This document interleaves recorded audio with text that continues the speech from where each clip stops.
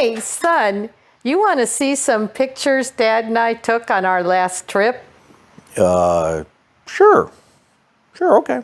Okay, here's a picture of this cute little bug I saw. And here's a pretty fish. Oh, and look at this little fence. Here's a pretty deer we saw. And here's a pretty bird. Here's a little rabbit. Ooh, and this little butterfly. Here's a kitty cat. And look at this tree.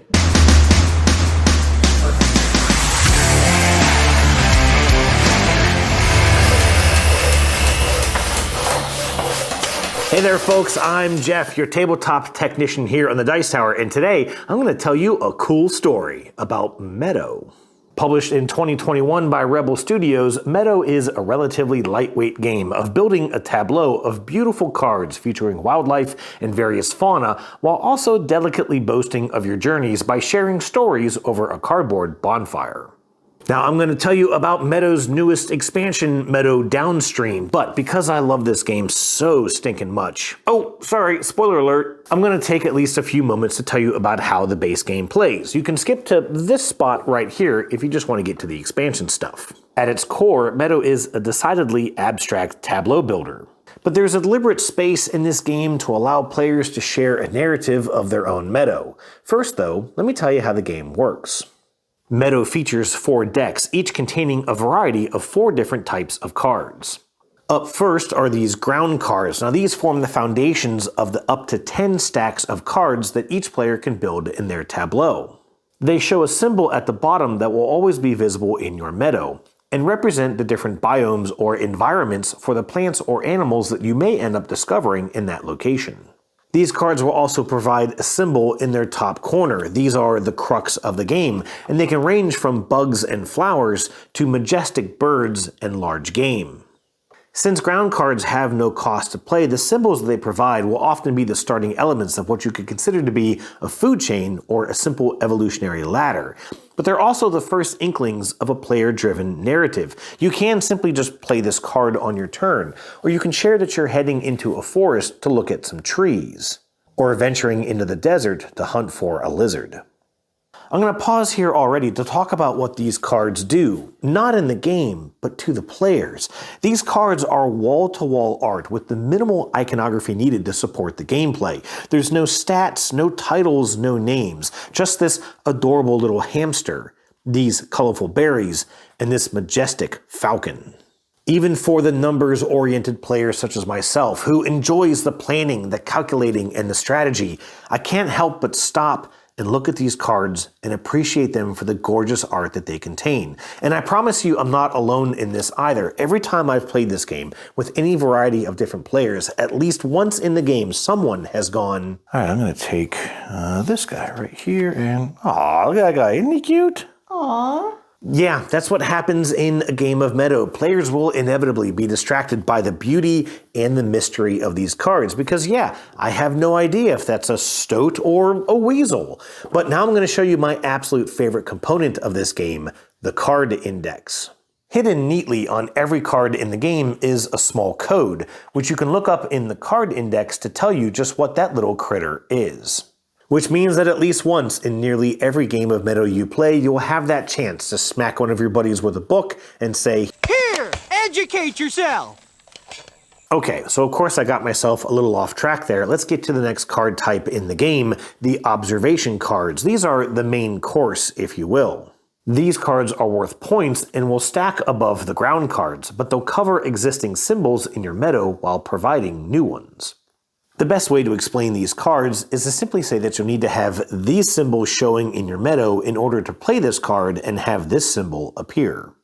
Not only do you need to have those icons present and visible in your Meadow, but when you play that card, you'll cover up at least one of those symbols. And if you want to pry behind the mechanisms here, you can see that maybe that bird eats that little worm, or maybe that squirrel wants to live in that tree.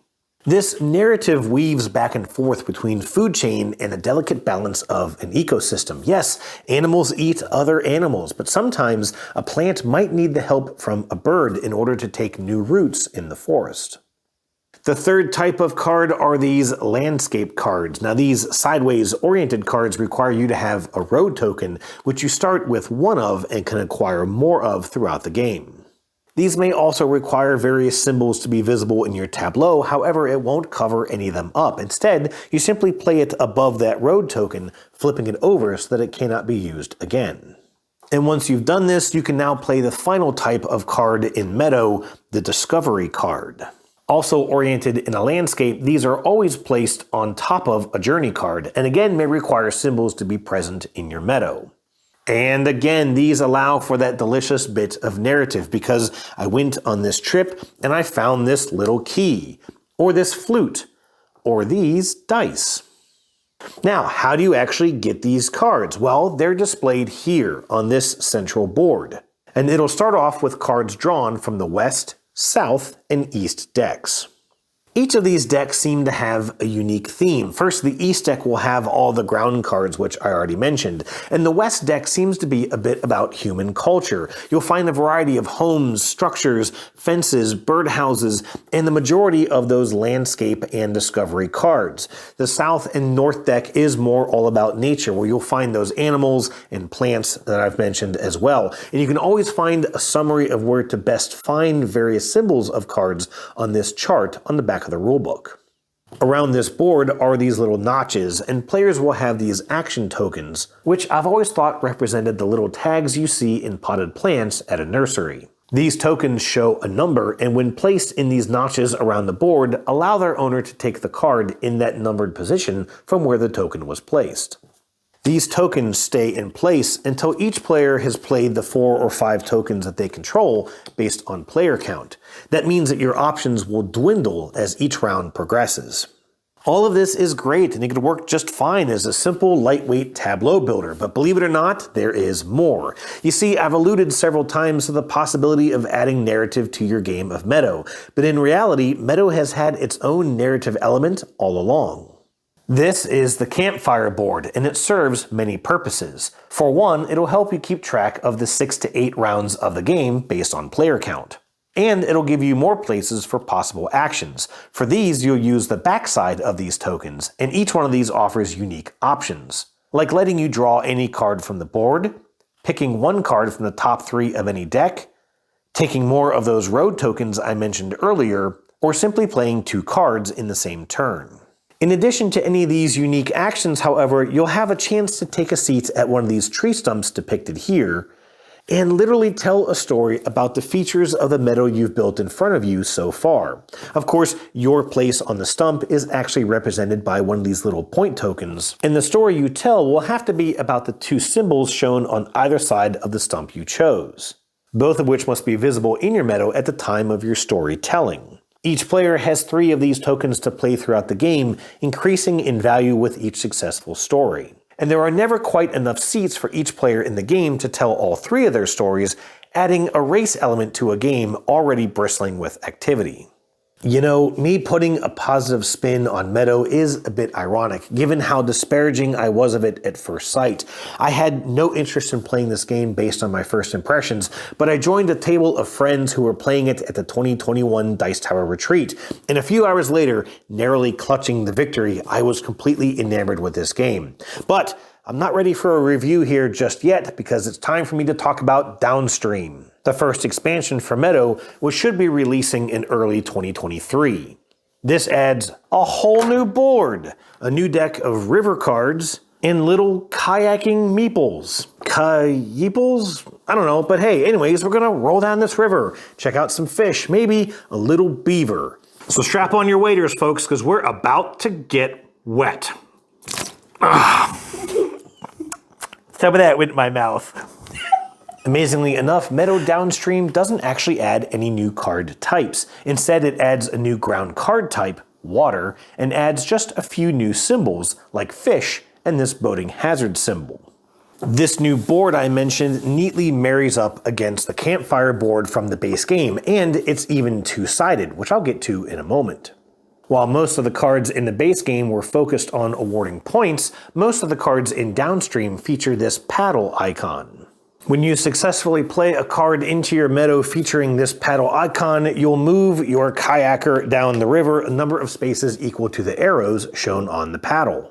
Along the river are a number of signposts indicating bonus actions you get to take whenever you land on or pass one of these spaces, as well as points you'll earn at the end of the game for the highest number you've reached along the river.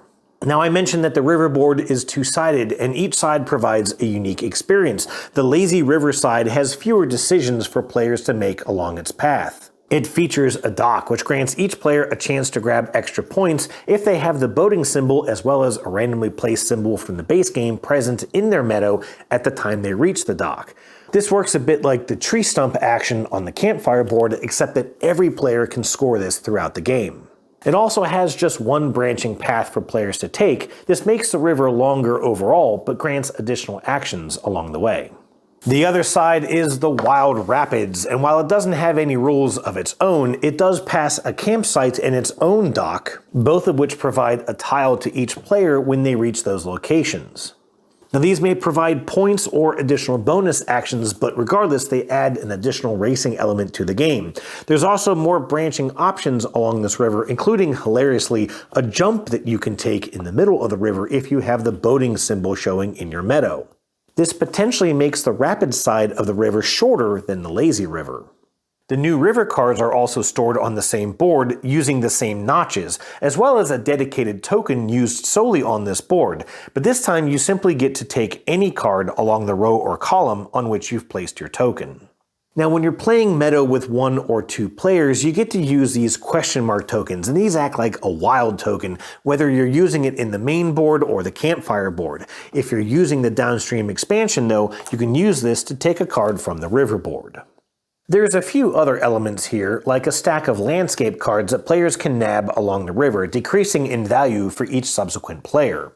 And the rules make it clear that actions which let you draw cards from anywhere on the board or draw from any deck automatically include the new board and the new river deck. So there's no confusion or nitpicky rules to teach new players. Alright, let's cut to the chase because I actually have another goal for this review. I love Meadow. Personally, I think that the art on these cards is the best art I've seen in a game, maybe ever. There, I said it. In so many of my reviews, I've driven this little camera car along spread out stacks of cards, but with Meadow, I find myself wanting to showcase every one of these cards individually because of just how beautiful they are. Of course, it also helps that I enjoy the gameplay. It's simple, and yet there's so much to consider, to plan for, and to strive for on each one of your turns. In fact, if I had to make a complaint about Meadow, it would be that it tends to run a bit long, especially at the full 4-player experience. I've had more than one game of this where someone at the table inevitably goes, "Are we still playing this?" And if that happens, it tends to be because there's at least one player who's sitting there trying to overthink every one of their actions, trying to min-max every one of their turns. And if you're not thinking that, chances are good that it's probably you. But you don't need to do that in Meadow. This game is chill, it's relaxing, it's a beautiful experience to be enjoyed by all.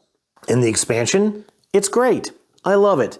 But I kind of knew that I was going to love it simply because there'd be more of these cards to enjoy, even if maybe a few more of them that I would prefer are simply pictures of fish.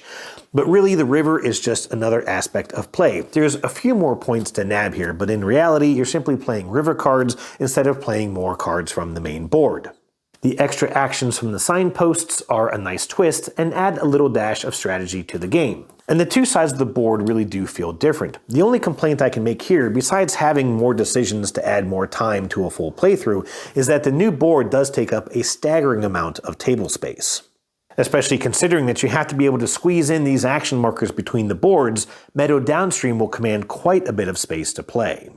So here's the deal. Personally, I'd love to give Meadow the Dice Tower seal of excellence, but these yahoos already beat me to it. So I'm going to break a bit here from my norm and do something a smidge different. I'm going to tell you why Meadow might just be my favorite solo game. Of course, to do that, I've got to go back into some setup and rules explanations, but watch how quick this goes. The solo game of Meadow adds this small tile and tokens to your table. You start by choosing the color you want to play as and randomly arrange the other 3 colored tokens around the tile like this. You then take all the action tokens of the player colors that you're not playing as and shuffle them into a random stack, although I'm a bit lazy for that, so I just pile them up next to the solo tile.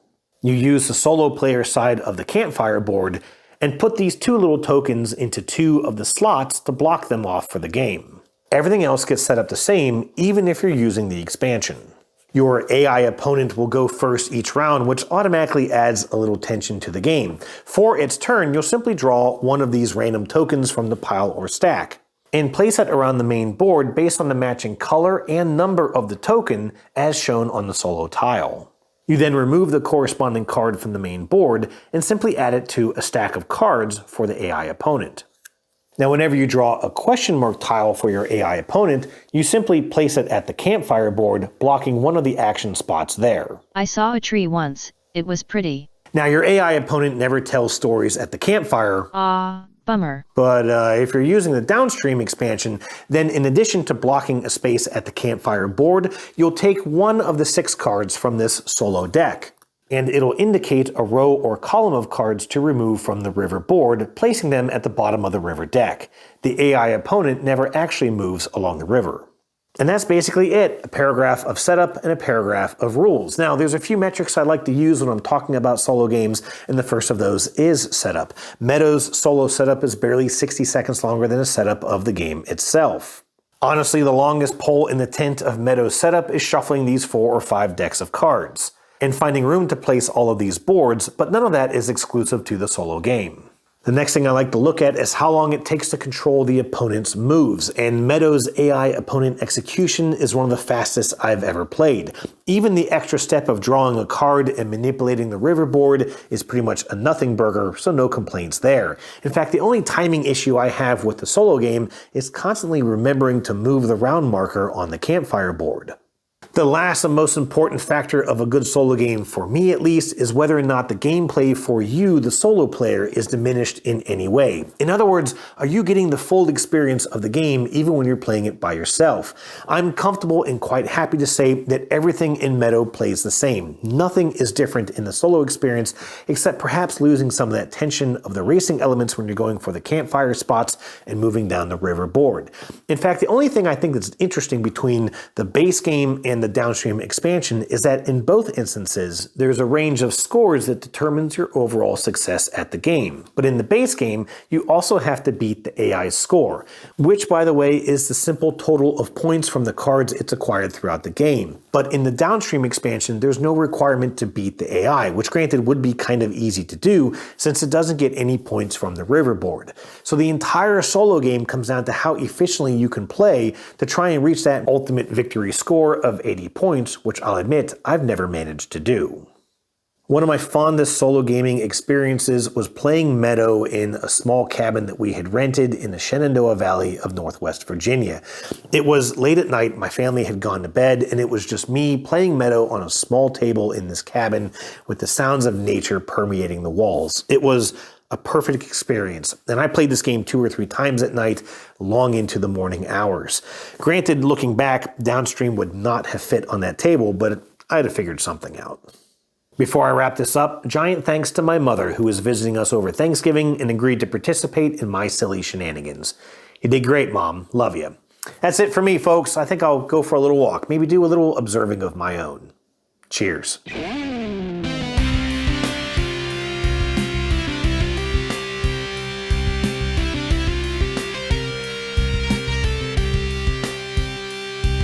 Let me show you this cute little bug I took. You took the bug? Yes. Bug I saw. Cut!